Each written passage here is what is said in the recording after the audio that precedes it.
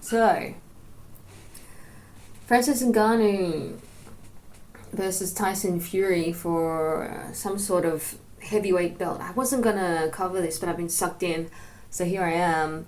Not that I know too much about boxing. I mean, thankfully, I can sort of watch bigger guys because they're not so quick, but the lighter weights classes in boxing is very hard to see what's happening when you watch so much MMA. Anyway, you don't want to hear me waffle on about that. So let's just start with saying that Francis Ngannou exceeded everyone's expectations in the boxing. He looked really good in there. He looked like he'd really worked on his craft. He had a lot of success, making Tyson Fury look very uncomfortable. He had a really good game plan. He knocked him down, obviously was the big highlight of the fight. He knocked him down in the third round, and before that he actually got a few really good shots too. He looked really good, I think, in the third round, and in maybe the two last rounds there were definite rounds that I gave to Francis, but I'll get into that. But let's just start with why I want to make this video. The reason why I want to make this video actually is because I feel like I have a different perspective to what most people are talking about at the moment. So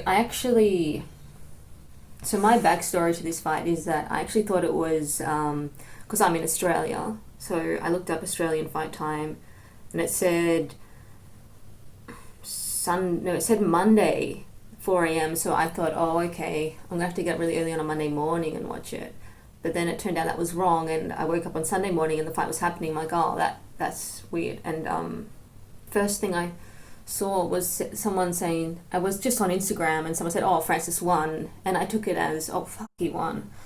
But I think what they were saying at the time was that Francis won the fight, but he got robbed. But anyway, so I was confused, right? So then I checked another post, and it said, and it was more from an official site. It said, congratulations to Tyson Fury. So the first time I watched this fight, I knew that Tyson Fury won, but I knew that it was a competitive fight because people thought that Francis won. But watching the fight for the first time, I don't think it was a robbery. I think Francis did an incredible job, and I could probably spend an hour saying how incredible he did, how people doubted him and all that. But that's not really the reason why I want to make this video. I think I want to sort of argue that although Francis looked the best he could have possibly looked, and he did the best he possibly could have to make Tyson Fury look uncomfortable, I still scored the fight for Tyson Fury. Firstly, I just want to say that we get so emotionally tied up in fights, and we see who's creating the most damage, and we're like, oh, that guy won, he was beating up that guy, but that doesn't always translate to fight criteria. And I'm not saying, that I know how to score boxing. I absolutely don't know how to score boxing, but I know that in any competition that is fight sports, there's a criteria to fill. And if you are more experienced in that sport, you're going to know how to instinctively steal those rounds. And for me, watching that, I felt like even though Ngannou all the rounds were really close, right? Most of them were pretty close, and you could probably argue either way, but I felt like Fury did just enough to steal most of those rounds. The only rounds that I gave Ngannou were the third, where he got the knockdown and he did really well just before that, and I think I gave him maybe the last round and the round before that, maybe 3 or 4 decisively. But it's a 10-round fight, so the other 6 or 7 go to Tyson Fury. And I think it's very similar to the Volkanovski-Islam fight, the first one, where everyone saw how great Volkanovski was fighting, but Islam was winning the rounds. I think Francis actually did better than what Volkanovski did with Islam. He had more impactful blows, he had bigger moments. Not that you can really compare the two fights, but I feel like the first time I watched it, I really felt like Fury won, and I was surprised that it was a split decision. I mean, I wanted Francis to win. I mean, who didn't? Being an MMA fan and a fan of everything that he's gone through defying the odds. I think another part of it also is that Francis made Tyson Fury look really uncomfortable, made him maybe not look nearly as good as what he would normally. Francis's tactic was to nullify the speed of Tyson Fury by waiting for the counter, which he was doing really well, and he would surprise him with really short counters, hooks, or whatever he was doing.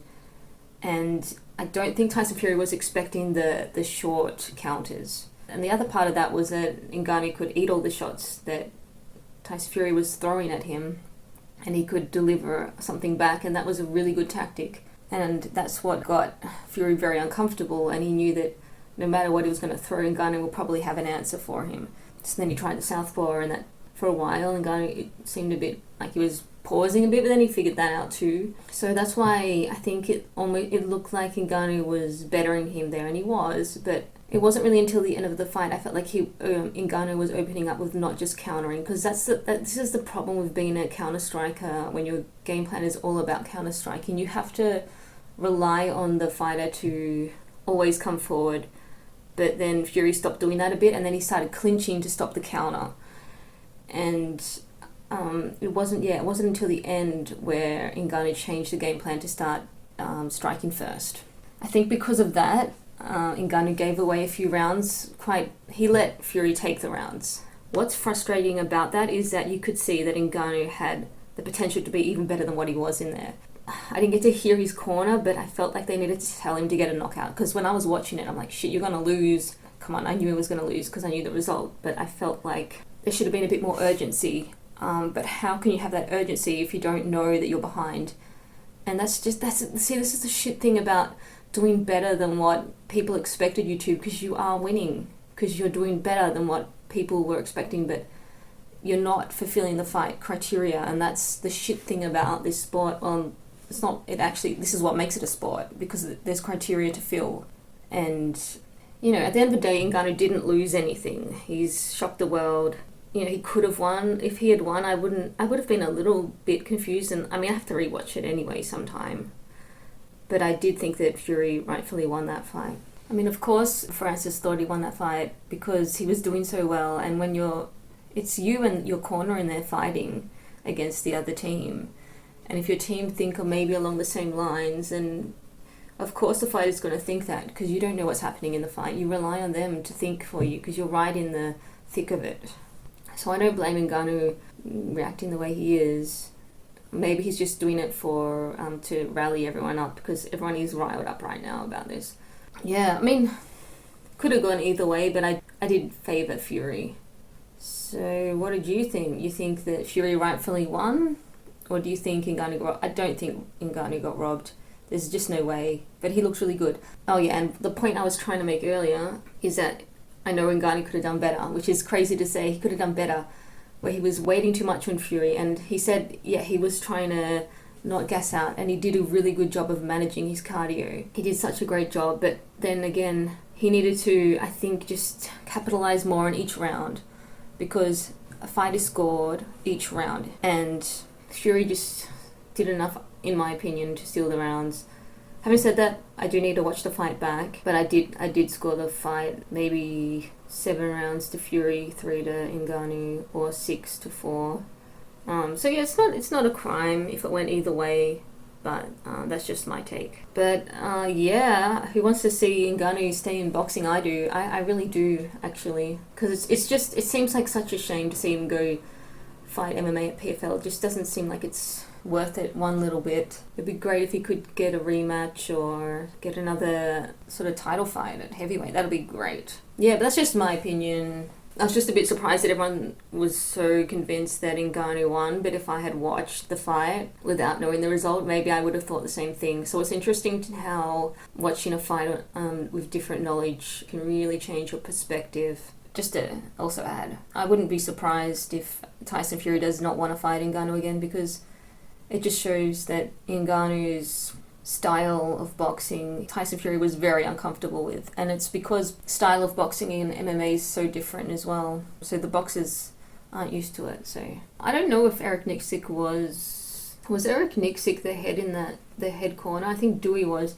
And I don't really know anything about their team or anything, but I think Eric Nixick's the perfect coach to have as the head, because he knows how to get into the psychology of the fighter and tell them when they need to win a fight and when they need to push. So, I'm not saying that if he was the head coach or the main guy talking to Ngannou, that Ngannou would have won, because that's just ridiculous for me to say, but I have a feeling that if he had someone a bit firmer behind him, maybe they would have been a bit more honest.